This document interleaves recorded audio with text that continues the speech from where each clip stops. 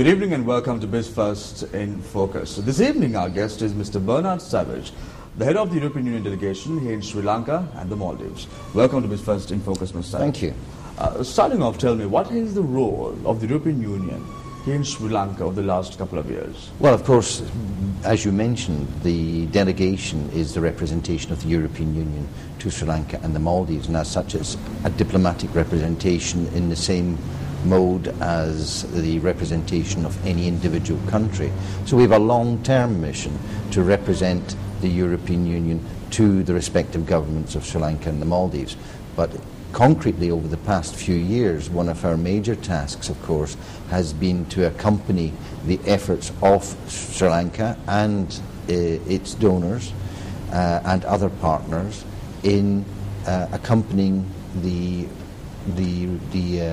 effects of conflict and, of course, earlier natural disasters. And in that, we have important humanitarian and development programs, particularly in those areas most affected by the two events I've mentioned.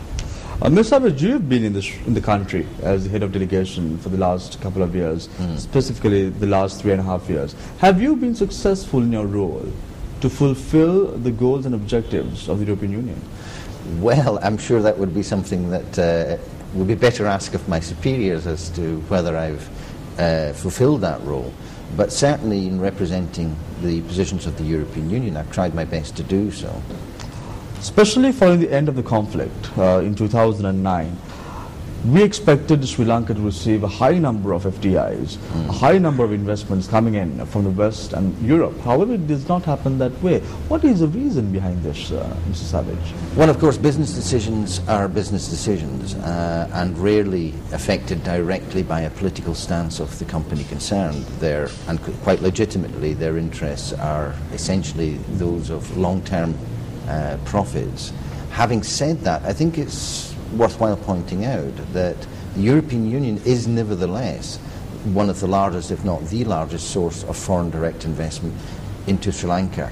Now, we can discuss about volumes, but I'm sure as the country moves forward and as peace becomes not something which is a recent event, but is the stability of the country becomes a settled fact, then... You spoke about stability of the country. What do you mean by stability? Well, of course, the lack of armed conflict. Let's look at the facts. We've recently had the celebration of the third year after the end of the armed conflict. Now, of course, businesses, as I said, they take their own individual decisions, and what they're looking for is long-term stability. So we're still at early days yet. I want to know, Mr. Savage, it was during your tenure in office that the GSP Plus was revoked for Sri Lanka. What was the real reason behind this? It was said initially that Sri Lanka has to make progress as far as human rights are concerned. Now Sri Lanka is gradually moving towards this process of making sure that they fulfill the agendas, the requirements of the international community. Will there be a change in this system in the coming years if Sri Lanka makes progress? Well, of course, GSP, the GSP Plus, as it's referred to, is something where countries have to apply to benefit from that. And as you rightly mentioned, that was withdrawn from Sri Lanka for a number of reasons, primarily related to concerns about human rights, and in particular the core convention of that, the International Convention on Civil and Political Rights. Now, as to the future, the government at the moment has given no indication that it intends to reapply for GSP Plus. There's a new scheme which will start at the beginning of next year, but to date it's not been a topic discussed between ourselves and the government of Sri Lanka, who would of course have to request that. As regards general moves towards improvement of human rights, that's something which in every country in the world, without exception I might add, we try to work towards, and indeed it's something which is of concern within the European Union. There have been a number of cases in the recent past which have been highlighted by the press where human rights within our member states have been at the heart of debates in the European Council. So it's not something which is specific to our external relations, although it is one of the fundamental pillars for the guidance of our external relations, but it's also a fundamental pillar of our internal dealings within the Union. I want to know, Mr. Savage, if Sri Lanka reapplies for the GSP Plus, what would be the position of the European Union well, of course, at this point of time? That's a hypothetical, and I'm not in a position to respond to that. All I can say is that for the moment, when the question has been asked of government spokespersons, they have said that it is not a live issue. I can only accept that position. Now, in 2009, Mr. Savage, I want to recollect a statement that you made to the press. You said that despite the fact Sri Lanka won't get the GSP Plus concession, the EU would continue to strengthen and put money into development efforts that are taking place following the end of the conflict. Has that happened? Indeed it has. Indeed it has. We have continued with our development efforts, not only in the Eastern Province, but also, and more recently, in the Northern Province, particularly, for instance, in the provision of permanent housing, which is a major part of what we do in the North. And that accompanies, of course, continuing humanitarian assistance, particularly for demining temporary shelter, and indeed our humanitarian arm, the European Community Humanitarian Office, ECHO, has recently approved an additional 4.5 million euros for Sri Lanka. And very shortly we will start a very large programme to be implemented effectively by 6 UN agencies, which will focus on the North, particularly the Vani. We're now going for a short commercial break. When we come back, we speak to Mr. Bernard Savage, the head of the European Union delegation for Sri Lanka and the Maldives. Stay connected with Biz First in Focus.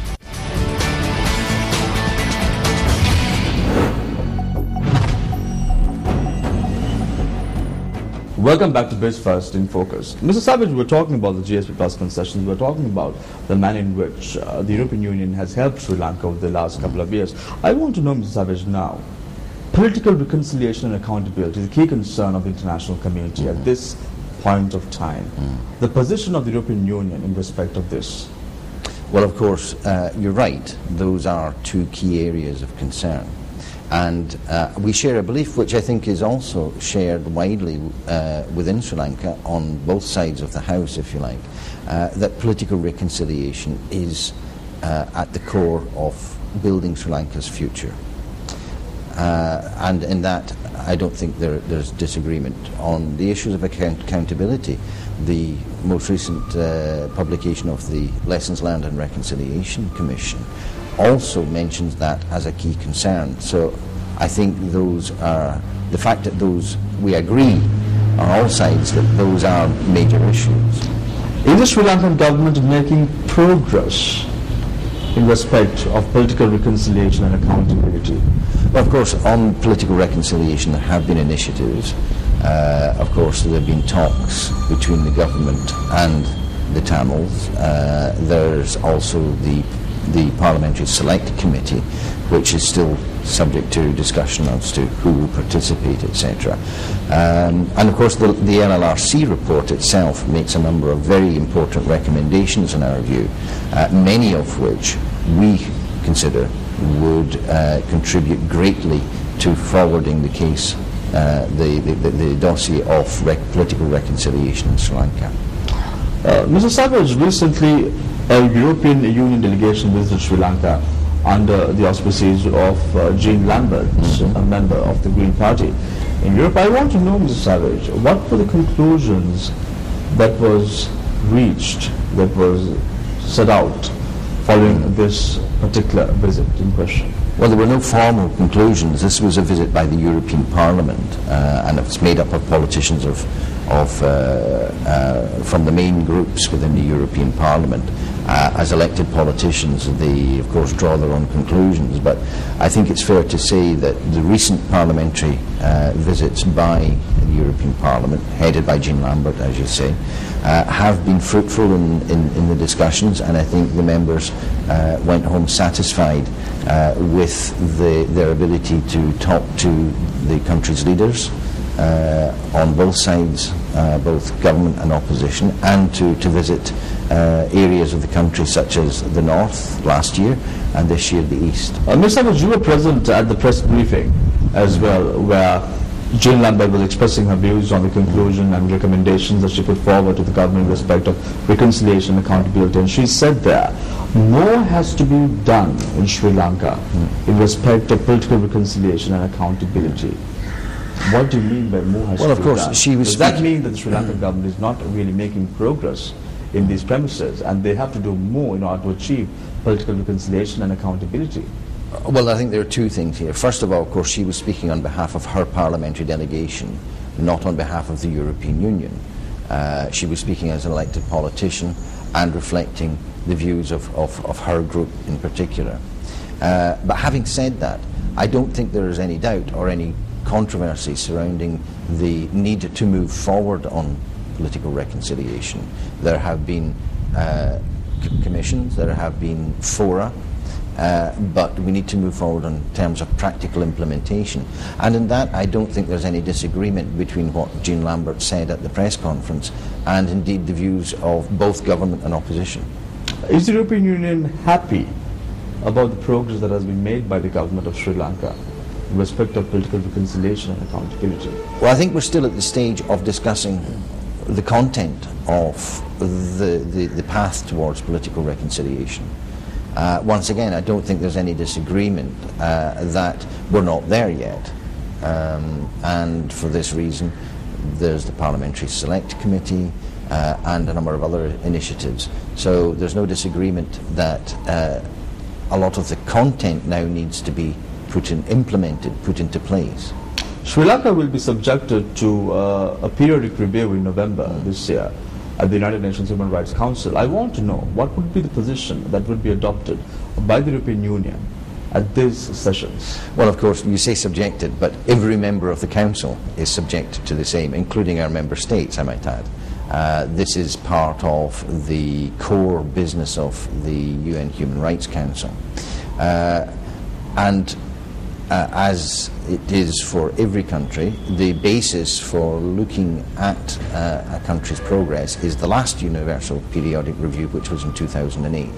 So the major themes within the 2008 UPR, Universal Periodic Review, will be the basis for discussions as regards Sri Lanka. I might add that there are a number of other countries who are also involved in the UPR process this year. It's not uniquely Sri Lanka.